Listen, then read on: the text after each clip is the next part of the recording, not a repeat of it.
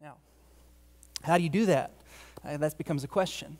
And the way Paul puts it in verse 2, he says there's a positive and there's a negative.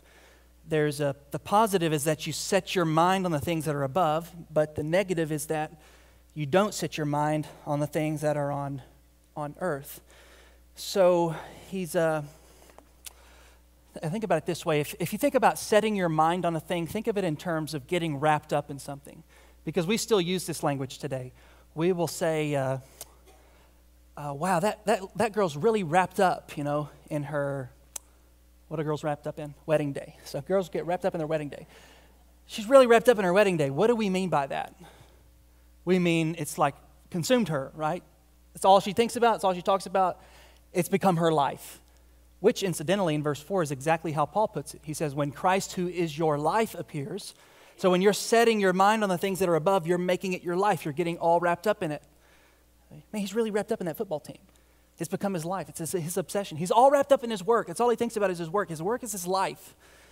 And Paul is saying, you got to watch out that you don't wrap yourself up in the things of this world, but that you wrap yourself up in the things that are in heaven, where Christ is. And the things of this world, that's a pretty broad category.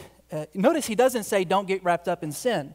That's obvious. But he says don't get yourself wrapped up in the things of this world, which could be good things. There's a lot of good things that we can wrap ourselves up in, and they make poor masters. They were never meant to be our saviors, and they'll make us miserable.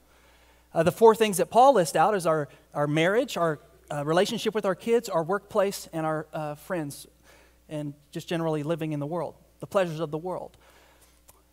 If you make your marriage your God, if you make your spouse your savior, and you get all wrapped up in it, then the day that they upset you, the day that they fail you, the day they disappoint you, you're destroyed. You come unraveled. Why? Because you are all wrapped up in them.